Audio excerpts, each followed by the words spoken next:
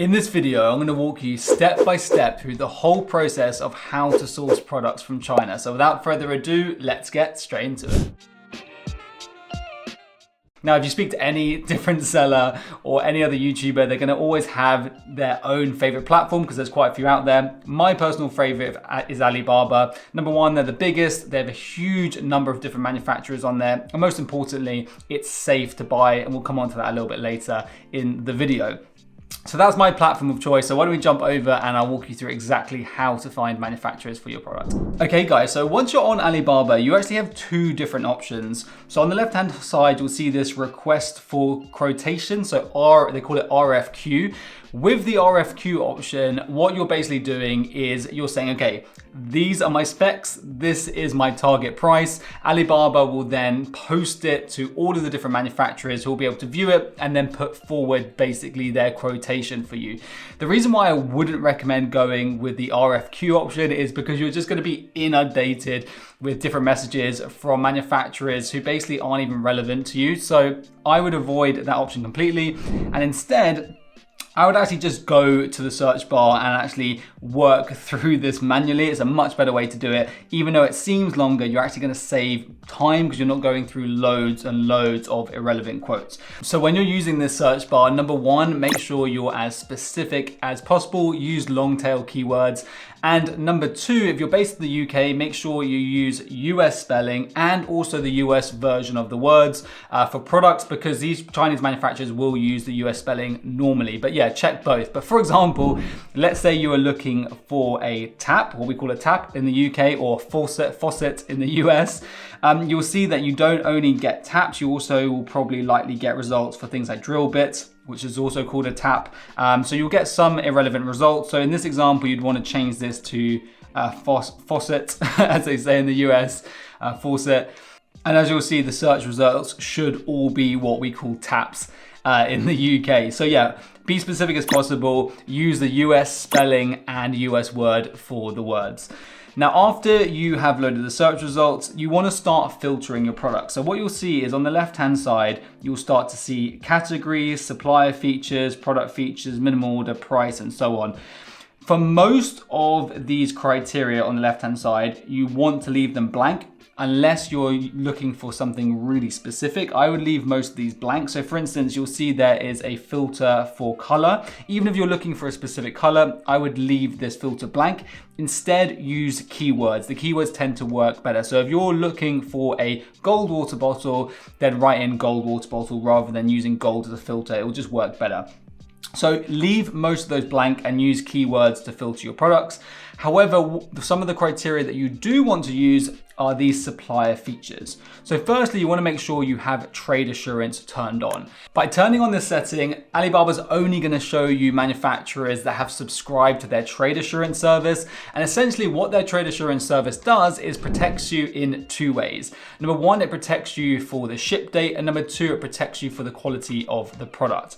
So let me expand on that a little bit. Essentially, if you use Alibaba trade assurance, if the manufacturer ships your products late, or if the quality of the product is substandard and you report it within 30 days of receiving it, Alibaba will actually step in, try and resolve the issue between you and the seller, and provide you compensation if you can't come to some sort of agreement. So it just makes the whole buying process much safer. The second option that you want to select is a verified supplier. This is another program that manufacturers on Alibaba can actually enroll in. And essentially what happens when they enroll in this program is that Alibaba will hire a third-party inspection company to go over to the actual physical site of the manufacturer and verify that they do have the number of staff that they have, they do manufacture the products they say, and that they really are who they say they are. They also will film videos of the factory, which you can see on the seller's profile. And by only looking at manufacturers that have this verified badge, you're essentially just confirming that they are who they say they are. And again, making the whole buying process much, much safer for you as a purchaser. Okay, so by this point, you would have already filtered out a lot of manufacturers and you're only going to be left with high quality manufacturers. You now want to work your way through these search results and just look for any products that match the design that you're looking for. When you actually find a product that matches your design, so let's say for instance, this is the type of faucet or tap that we're looking for, there's a couple of other criteria that you need to make sure that the manufacturer meets. So firstly, you want to make sure that they've been trading for, I would say, at least 3 years. So here you'll see how long the manufacturer is trading. So this one's been trading for 13 years. This one here has been trading for 3 years. Obviously, the longer the manufacturer has been trading, the more reliable and more established that manufacturer is going to be. So I would say 3+ years minimum. The next thing that you want to look for is this little diamond. So you'll see this seller here, this manufacturer has a single diamond. Let's have a look. So this one here has 2 diamonds. This one here has 1, this one has 2. Essentially, what these diamonds indicate is how much sales volume this manufacturer has done on Alibaba over the last 180 days. And the more diamonds, the larger the volume. So I would say you only really want to look for manufacturers that have at least 2 diamonds.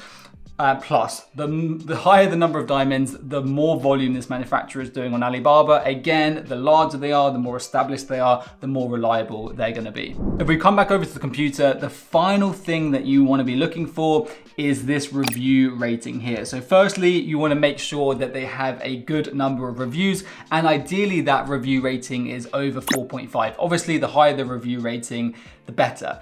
So just to summarize, you only want to be looking for manufacturers that are enrolled in Alibaba Trade Assurance, that are verified, that have been trading for at least 3 years, that have at least 2 diamonds in sales volume, and have at least a 4.5 star rating and a good number of reviews. Now, one thing you might have noticed that I haven't mentioned is that the price is within your target cost per unit. Now, the reason why I haven't mentioned that is that because the price on Alibaba is the price advertised really is not an accurate representation of the price they're actually going to offer you. A lot of manufacturers will put a low price on Alibaba just to get you to contact them. And then when you contact them, you'll find out it's way more, or it might even be less in some cases. So just ignore the price for now. As you start to contact manufacturers, you'll start to work out which ones have prices within your target range and which ones don't, which ones you can move forward with, which ones you can get rid of. So then what you want to do is find 20+ manufacturers that meet all of the criteria you're looking for. And then you want to come over to those manufacturers' pages. And there's one more thing that you need to look for. So if you come over to the right-hand side, what you'll see here is their on-time delivery rate. Now, I would make sure that this on-time delivery rate is at least 90%. If a manufacturer has less than a 90% on-time delivery rate, they're not reliable, they're slower at manufacturing. You just want to get rid of them and just focus on the ones that have a good on-time delivery rate. And then once you've found at least 20 manufacturers with over a 90% on-time delivery rate, the more the better. You just want to scroll up to the top here and click on Contact Supplier. And then you want to send that supplier a first contact email. And it's super important to get this right. Now, guys, you might be tempted just to scribble out a quick email saying, this is what I'm looking for, what's the price, and sending off. Please, please, please do not do that. This email needs to be a well thought out, well written email because you're trying to achieve 3 different things here. Number 1, you are trying to work out whether they can actually manufacture your products to the exact specs that you're looking for. Number 2, you're trying to work out what the rough pricing is at this point per unit for that product. And number 3, and this is really important, you're trying to get the manufacturer hooked. You're trying to get them interested in working with you. This is really the first stage of negotiation, and we're going to talk about that a little bit more later in the video, but you need to get them to want to work with you. So how do you actually go about writing these first contact emails? Well, I'm going to give you a really basic template. You need to have 4 sections. The first section at the top of the email should be an introduction to your company. So what your company is about, what kind of products you produce, and so on. Even if you're a really small brand or you're about to launch an Amazon brand and it's not even live yet, please spend a bit of time writing about your company because you need to make your company appear to be a bigger company than it is. So again, like I said earlier, they want to do business with you. The second section is describing all of the specs of the product that you're looking for. So you need to be as detailed as possible here because you want to make sure that they can produce the product to your exact specs. The third section in the email should be your expected order quantities. Now, a pro tip here is to put in quantities 2 to 3 times higher than you actually expect to order. The reason again for this is to try and get them hooked, get them interested in working with you. The fourth and final section should just be a price per unit request. Now guys, if you're looking for a full template and full training on how to write these first contact emails, make sure to check out my full training program, and I'll put a link down in the description. Now, once you've crafted that first contact template, you want to send it out to all of the manufacturers that you found. Then you'll start to get responses slowly from the different manufacturers. Now, you need to make sure that you keep track of all these manufacturers in a spreadsheet. So how fast their response time was, how good their English was, whether they can produce to your specs, what their price per unit was, and so on, so you can just keep track of everything. Some of these manufacturers will ask to go off Alibaba and speak on WhatsApp or WeChat. That's fine. Just make sure that anything discussed on there about product specs, order delivery time, and so on are all put into Alibaba chat, and get them to confirm all of those details. Because remember, I mentioned you're going to be using trade assurance, and Alibaba's going to need to have a thread of everything discussed so that they can then intervene if anything doesn't go to plan. So it's fine to talk off Alibaba, but just make sure you update Alibaba chat with everything you discuss off Alibaba. Now, what you'll find is that a lot of manufacturers won't get back to you at all. Some will get back to you with terrible English and really bad communication. Some won't be able to produce the product to the specs that you're looking for. However, there will be some that are able to produce your product to all the specs you're looking for at a price that's within your price range. Now, once you get to that point, you then need to start negotiating with those manufacturers. So I just want to quickly touch on some negotiation tactics. The first thing that I'd mention is you do not want to go straight into negotiating on price. It's super, super important to build some rapport first with the account manager before you move into talking about price. So spend a couple of weeks talking about all the different details of the specs that you're looking for, the packaging, and so on, because by doing that, you're going to get the account manager more invested. Once they've invested 2 weeks of their time working with you, they're going to be more inclined to negotiate on price than they would at the very beginning. It also shows that as a buyer, you're interested in the quality of the product and not just the price. The second negotiation tactic that I would recommend is getting pricing per unit, both for your intended order quantities and also 3 times what your intended order quantities are going to be.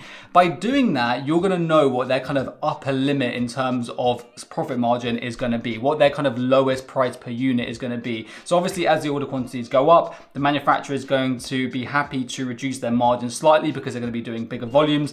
And by doing that, you're going to get an understanding of where they can get to, what's their kind of cheapest price per unit at a profit margin that's still profitable to them. You can then try and negotiate that cheaper price per unit for your lower order quantities.